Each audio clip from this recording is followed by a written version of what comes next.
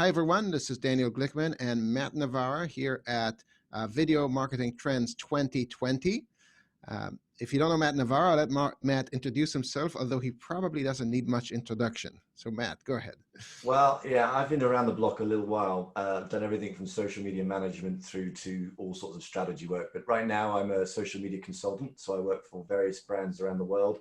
I speak at events. I do some TV work. And in the past, I used to do social media for the government. So I've kind of worked for brands and for the dark side in the government world as well. Wow, yes, and Matt is a well-known Facebook expert and general social media expert, very influential in various groups online, and somehow has insider knowledge to everything that's going on, everything that's going to come out in the next year or so. Always ask Matt when you need to know that. With that in mind, Matt, what are video marketing trends in 2020 that we as marketers should be aware of and should maybe start adjusting towards? So I think the most important one for me, or not necessarily the most important, but certainly the one that most interests me is the debate around short form versus long form video. And we've seen in the last year or so that short form video started to have a bit of a renaissance, what with the rise of TikTok. But we're also seeing in the next 12 months some more of these short form video apps coming on stream as well. So we've got the creators of Vine of bringing out their equivalent of a TikTok-y type thing, which is going to be called Byte. And I've been playing around with the beta on that, and it looks really slick. So that's coming out soon. We've already got Firework, which exists, which was rumored to be being bought by Google, but never happened. But I think all of this means that I think that short form video is going to have a bit more of a renaissance, as I say, this next 12 months. And so what with the battle for attention in the attention economy, all of that stuff makes sense to me that that would be somewhere where I would be looking to do more of that sort of content and mix it up with the longer form stuff as well. I think the other thing that's so important is across social media in general, we've seen in the last year that there's been this big furore around data privacy and people being far more reflective over what they post online and what's acceptable, what's not acceptable. And so I think the word authenticity is going to be banded around a lot more, and it's already been said a lot in the last few months as well. But yeah, having that level of authenticity with the video, and authenticity could be anything from having that connection with the audience, or being true to yourself as a brand and sticking to what people expect from you and delivering on that, or it could just be not necessarily being so polished and it's perfect as it needs to be, because I think those days are somewhat gone for a lot of brands. It doesn't need to be as polished and perfect as that. And then the other thing really is just to experiment and placing things in different places, because at the moment still YouTube, still kind of Facebook, the main places, but there are a lot of these more niche places that are creeping up. And we talked about Byte that I said is coming up. There's a lot of these other smaller kind of clusters of communities, and community is now kind of more focused than it ever was because of people's concerns around broadcasting to the world. So for me, it's authenticity, short form video, testing and learning things, and getting the basics right as well. Don't forget about the basics. So you mentioned this short form videos, maybe micro video content, and these tend to be in the collective mindset, these tend to be sort of more juvenile and silly often. Is there a place for businesses to get involved in those? I think you're right in saying that TikTok dominates your thoughts when you come to think of, currently at least, about short form video. And there is a lot of content on TikTok that is like what you're describing there, kind of more aimed at a younger generation. It's more silly, it's kind of more fun. But there are organizations and brands that are on TikTok as an example, which are a bit more serious brand. Like, for example, the Washington Post and a lot of the news publishers who are, I would say, are fairly serious brands and don't get known for being whimsical and silly. They're still able to kind of convert their brand into something that works within the TikTok environment and generate a community, which is going to effectively be their audience as they grow up as well. So there's a benefit for them in doing so.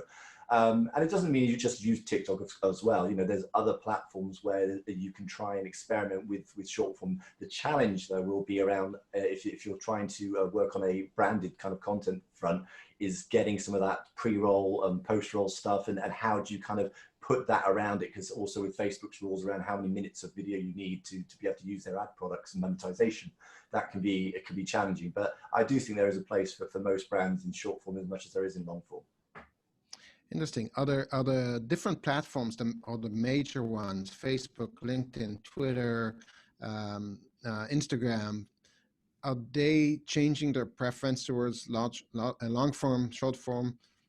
Well, they would always argue that the algorithm will dictate what people see, and if it's an engaging piece of content and it works well, then that doesn't matter. You just do produce for the audience and what they're expecting or what they want.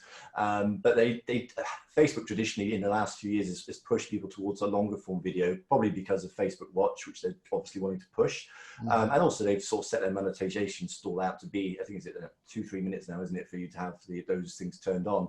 So, but I do think that it's not a case of doing one and not the other, and only focusing on one and ignoring the other. It's like everything; it's mixing things up as well. And people are now, they've got so many different choices of where they go, where their destination is to consume news or buy products or to chat to their friends and family. And the other thing is, as well, is that video doesn't necessarily have to be on a public platform. We have these things now, WhatsApp groups, and there's lots of these more smaller clusters and private communities where you can start dropping things into. So messaging apps and building a community around groups within these sort of messaging apps is another area to experiment with, which I can see being more and more popular over the next few years. Yeah, I think we've been seeing Facebook Messenger rise dramatically over the last year, and businesses really leveraging it in various ways. How does video play into that? Is video do you foresee Messenger becoming maybe more of a slightly more open platform, or more a platform where you can put in more types of content, or richer content? I'm not so sure as much about Messenger. For me, Messenger feels much more of a place where bots and which for customer service works particularly well, and it has a bit more of a larger ecosystem. It's been around more for doing that kind of messaging. But certainly WhatsApp is ripe, as well as Telegram and some of the other kind of places where you can do group chats and build a community around that. We've seen that in the last few months, that WhatsApp has now started to crack down on companies using it to kind of blast people out with kind of promotional messages, which is against their terms of service. But I do see them kind of figuring out a way to tap into the fact that people want to have these kind of, I think what Mark Zuckerberg described, isn't it? There's the town square where you're broadcasting it to lots of people, but you also want that kind of living room space where it's a bit more confined and a bit more people are focused on one particular topic. And the challenge there will be trying to figure out ways to get your messaging and to get your brand into those sorts of environments without it seeming disingenuous or to not be as authentic as it could be. And then to have a purpose, because one of the mistakes people make with groups and chats and messaging things is to have it too broad. And I think it's actually better to be a bit far more refined and focused and have than to have it just a free fall for everybody. It becomes a bit kind of cumbersome and not as exciting and useful. Right, right. Interesting. So WhatsApp, definitely something to keep on the radar and think about how to jump in. Do you have examples of businesses who use WhatsApp currently? Well, there's lots of the people that have been using up until recently WhatsApp's ability to have almost like a newsletter in a quick flash message across. So, for example, Social Chain, it's a very well-known social media marketing agency in the UK and the world as well. They're one of many that has a daily post message that goes out, which is basically like a newsletter. It doesn't have the ability necessarily for people on that group to have engage back and forth with them, but certainly to deliver and consume content. That they are one of many that do that. But there are plenty of groups on Facebook and in Discord and in all sorts of other platforms where they're building a community around a particular topic, and news publishers are particularly good at doing it. Seeing the likes of Wall Street Journal and I'm sure there's a couple of others, I think Washington Post maybe as well. They've all got groups around topics to do with maybe, I don't know, Trump or politics, or I think that we had one in the UK that was all around Brexit, which you can imagine was ridiculously popular to be discussed and fought over. So I think it is finding that thing where there's lots of ripe conversations people want to talk about. There's lots of engaging pieces of content you can come up with, and then building a community around those topics and niches rather than just having this is a group for X brand, and then, well, okay, it doesn't really make much sense. Yeah, got it. Back to videos a bit. So over the last two or 3 years, we've been seeing the different platforms adding more and more video formats in different sizes, and even different kinds of 3D video came in about 2 years ago, I believe. Why do they keep adding different formats to their platforms? Do we not have enough of those? My suspicion is they just want to have something new, and it's all about innovating and giving their audiences the next thing that will keep them on the platform, will keep them coming back, something that's new, different, they haven't seen before, that is, you know, fresh, because the lifespan, the life cycle of many things that are digital and online is increasingly shorter and shorter and shorter. So to do that, they come up with these kind of little things like Facebook's famous for just sticking a load of features, chucking them out there, or chucking out a load of apps and then seeing which sticks and then binning off the ones that don't and then leaving what you're left with. And I think we saw only last week when this was recorded that there was a company called, an app called Quibi, I think that's how it's pronounced, and they've got an app now which kind of is a spin-off of Snapchat's Spectacles, where you can kind of rotate the video and it stays in the same kind of, so you can see it whatever angle. And Quibi does the same thing. It kind of like you record two versions of the video in vertical and horizontal, and then when you publish it, the video content can be seen in this app. Doesn't matter how you hold it. So to me, it's gimmicky, but I can see how it will drive some attention or drive some engagement, and people will find it interesting. It doesn't make it much fun for the social media manager and the other people who have to produce and edit for multiple formats. And I remember speaking to the BBC News social media team and the nightmares they have in trying to produce one piece of content for multiple platforms, and one's square, one's vertical, one's different. And at the end of the day, you really have to do some testing of your own to see what your audience seems to resonate with, but also what platforms you'll tend to use most. Because if there's one platform you're using more than any other, and it's a vertical platform, then the answer's there for you probably. Yeah. So you recommend constant testing, right? And trying out different formats. Yeah, well, I was always, when I was at the Next Web, and I was the director of social media there, and one of the best things that my boss at the time told me was, don't ever be afraid to test things and to make things that go wrong. And I guess we had like the classic 80-20 kind of thing going on, where 80% of what we put out was stuff was tried and tested, it worked, we knew our audience wanted it, and it was just kind of turning that kind of wheel to keep it going. But then for the other 20%, we would take out the bottom items that weren't working, slip in a few things that we really experimental, things that we thought, oh God, this could go really badly wrong, or it could be, this could go amazing. And then we kept on sort of playing it against, the champion one, typical sort of A/B testing really. And I think nowadays, because the pace of change in not only the software and hardware and things, but also the platforms that are coming online and the platforms that are more popular than maybe they were even a year ago, the importance of testing is ever more important than it ever was before. Sorry. Yeah, that sounds super interesting. I'm wondering about what things that were hot in 2019 or maybe even 2018 that we're still doing today, should we consider to stop doing in 2020? I think that the discussion that comes to mind when you ask me that is about Instagram versus TikTok, and that isn't to say that you do one and not the other, but there's a good example of people now make this judgment that Instagram is the polished and clean and kind of very very much produced version of something, or whatever it might be, whether it's a person or an object or a brand or whatever, and TikTok is kind of very much the opposite of that, and some have attributed much of its success to that fact, where the generation that's now coming up and have been experiencing and using both TikTok and Instagram, and they're realizing actually it's far more relaxed and far more genuine to see things that are not perfect, and mistakes are made and your hair's a mess, whatever. And so I think that if you're a brand that's using multiple platforms, to think about how produced, how polished, how perfect your look is, and your brand and your tone of voice, whatever it might be, and seeing if maybe you want to just take a little bit of the sheen off of that and actually feel more human to the audience. That might not be the case and relevant for all brands, but certainly for a lot of brands, there's a case to be made to think about that question again about authenticity. So you mentioned authenticity several times. Sounds like that's your theme for 2020. I think so, because this year, it's gone now, last year has been such a crazy year for social media and the social platforms, with the trouble that they found themselves in, understanding the problems that are facing now, but they can see coming up in the future. And a lot of that, if you bring it all back together, it's about kind of people being true, people being authentic, and people just being human. And it's the stuff you kind of get taught, social media 101, but to be engaging in that, you have to be human and be relatable. But I think that the importance of underlining that for 2020 is so much greater, given what we've all been through and what the platforms have been through.